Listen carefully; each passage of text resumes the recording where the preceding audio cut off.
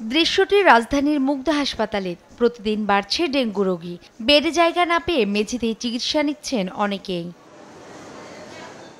চলতি বছর এ পর্যন্ত ডেঙ্গুতে আক্রান্ত হয়ে হাসপাতালে ভর্তি হয়েছেন 15,800-র বেশি মানুষ।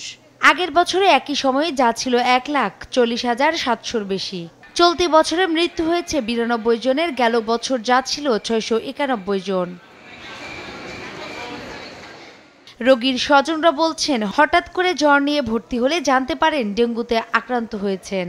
3 দিন জ্বর ছিল, পরে টেস্ট করালাম ইবনে সিনা থেকে, তো ওইখান থেকে পজিটিভ আসছে। আসার পরে আবার প্লাটিলেট চেক করালাম, পরে এখানে অ্যাডমিট হতে বললো। তো আমি 3 দিন পরে পরীক্ষা করলাম। পরীক্ষা করার পরে দেখা গেছে ডেঙ্গু হয়েছে। ডেঙ্গু হওয়ার পর আমি মোটামুটি চিকিৎসা নিচ্ছি।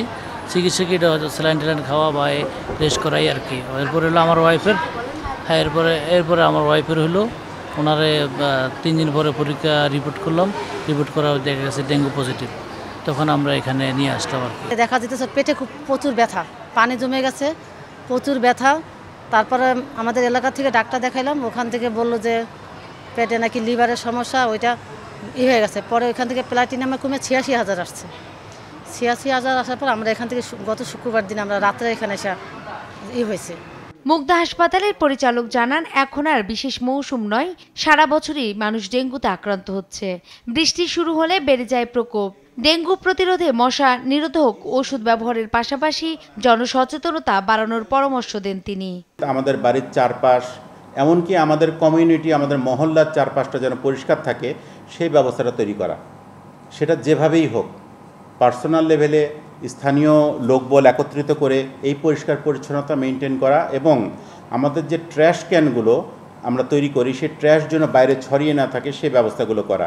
পড়ে থাকলে যেটা হবে, একজন মানুষের বাড়ির পাশেই একটা ছোট কাপের মধ্যে একটু পানি জমলো, সেখান থেকে যে ডেঙ্গির জন্য যে এডিস মশা উৎপন্ন হলো, সেই মশা তাকেই কিন্তু কামড় দেবে।